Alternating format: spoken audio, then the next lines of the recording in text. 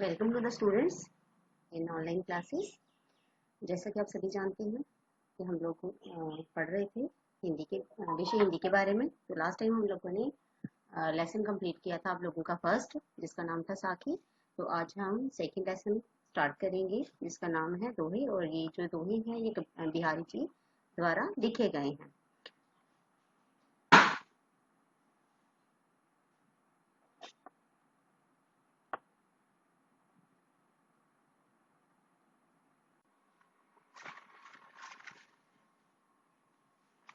आप लोगों की पहली पसंद व्याख्या है सोहत ओढ़े पितु पटु श्याम, सलोनी गात मनोनील मणि, सैल पर आत्मो पर्यो प्रभात।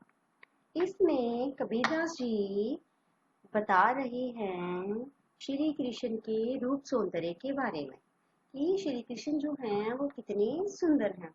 आप सभी जानते हैं कि श्री कृष्ण जो हैं वो पीले वस्त्र धारण करते हैं, इसलिए यहाँ पे कहा गया है सोहत ओढ़े पितु पटु श्याम। सोहत होता है अच्छा लगना, ओढ़े का मतलब होता है पहने हुए, पितु का मतलब होता है पीले रंग की, और श्याम मतलब श्री कृष्ण जी, पटु का मतलब होता है वस्त्र। तो कहते जैसे श्री कृष्ण जी ने पीले वस्त्र धारण किए हैं, सलोनी का मतलब होता है सुंदर, गात का मतलब शरीर। कहते अपने सुंदर शरीर पर, अपने सामने सुंदर शरीर पर जिस तरीके से श्री कृष्ण जी ने पीले वस्त्र धारण किए हैं, वो पीले वस्त्र इस तरीके से लग रहे हैं मानो जैसे मनो नील मणि सैल पर आत्मो पर्यो प्रभात, कि मानो जैसे नील मणि, कहते नील मणि पर्वत के ऊपर सुबह की किरणें जो हैं वो पड़ रही हों। सुबह के उगते सूर्य की किरणें जिस प्रकार नीलमणि पर्वत पर पड़ती हैं, ठीक उसी प्रकार ये जो सांवले रंग पर श्री कृष्ण जी ने पीले वस्त्र धारण किए हैं वो इस तरीके से शोभा दे रहे हैं। तो इसमें बिहारी जी ने श्री कृष्ण के रूप सौंदर्य का वर्णन किया है कि वो कितने सुंदर हैं।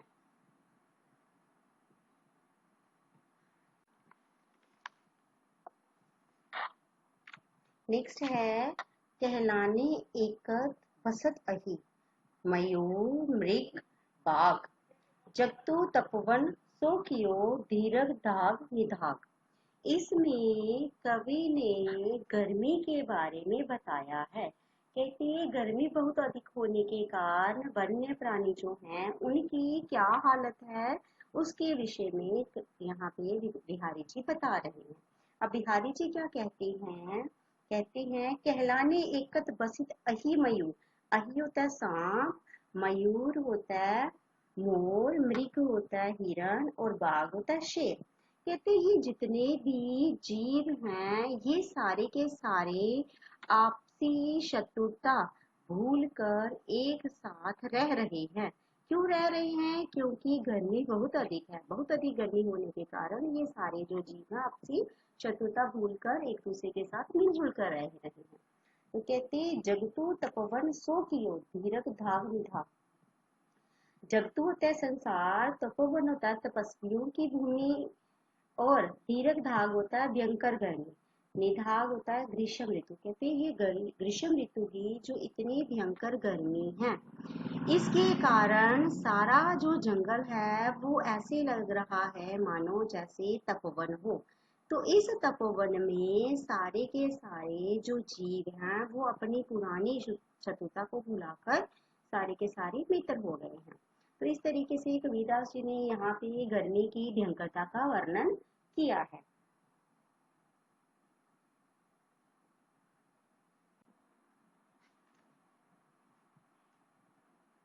नेक्स्ट है बतरस लालच लाल की मुरली धरी लुकाई, सोहे करे बहुनु हंसे दैन कहे नटी जाई। इसमें कवि ने उस गोपी के मन के बारे में बताया है जो श्री कृष्ण से बातें करने के लालच में उनकी बांसुरी को छिपा लेती है। क्योंकि श्री कृष्ण से सारी जो गोपियां थी वो बड़ा प्रेम करती थी और उनको बस यही होता था कि किसी बहाने से हमें श्री कृष्ण से बात करने का मौका मिल जाए। तो इस तरीके से इसी के चलते हुए एक गोपी जो है वो क्या करती है, वो श्री कृष्ण की बांसुरी को जानबूझकर छिपा लेती है।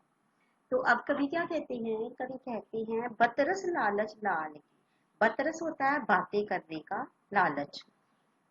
तो कहते बातें करने के लालच के चलते हुए एक गोपी श्री कृष्ण की बांसुरी जानबूझकर छिपा लेती है। उसको लगता है कि जब वो ये बांसुरी छिपाएगी तो श्री कृष्ण जो है वो उनसे बांसुरी के बारे में पूछेंगे, तो इसके चलते हुए उसे श्री कृष्ण से बात करने का मौका जो है वो मिल जाएगा।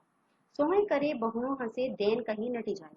तो कहते इसी के चलते हुए जब श्री कृष्ण उससे बांसुरी के बारे में पूछते हैं तो वो क्या करती है, वो सौगंध खाकर मना कर देती है कि बांसुरी जो है वो उसके पास नहीं है।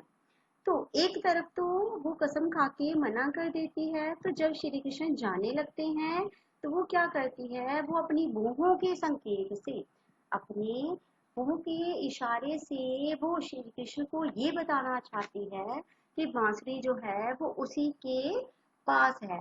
तो इस तरीके से वो श्री कृष्ण से बात करने के लालच में श्री कृष्ण की बांसुरी को छिपा लेती हैं।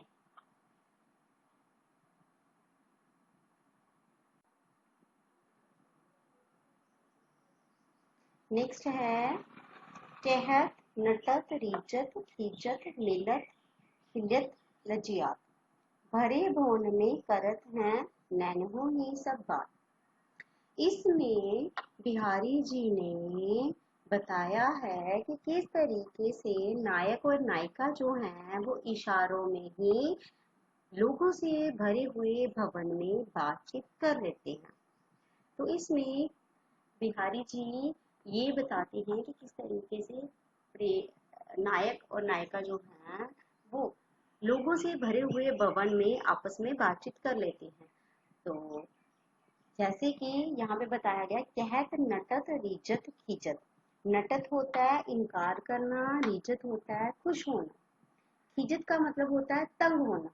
तो इसमें बिहारी जी कहते हैं कि नायक जो है वो क्या करता है, वो अपनी नायिका को इशारों में कुछ कहता है। और इशारों में कहाँ कहता है, ऐसे भवन में कहता है जहां पर सारे के सारे लोग बैठे हुए हैं। तो इस तरीके से वो लोगों से भरे हुए भवन में अपनी नायिका को इशारों में कुछ कहता है, लेकिन नायिका जो है वो क्या करती है, वो खिजत जाती है, यानी कि तंग हो जाती है।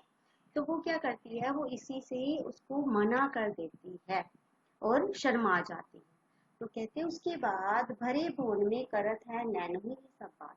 लेकिन कहते हैं जब वापिस उनके आपस में नैन मिलते हैं, आंखें आपस में मिलती हैं, तो दोनों की जब आपसी स्वीकृति होती है तो दोनों के चेहरे के ऊपर खुशी आ जाती है और नायिका जो है वो शर्मा जाती है। इस प्रकार नायक और नायिका जो हैं वो लोगों से भरे हुए भवन में इशारों ही इशारों में बातचीत कर लेती हैं। तो इसमें कवि ने क्या किया है, इसमें कवि ने बताया है कि किस तरीके से नायक और नायिका जो है वो आपस में इशारों में बातचीत जो है वो कर लेते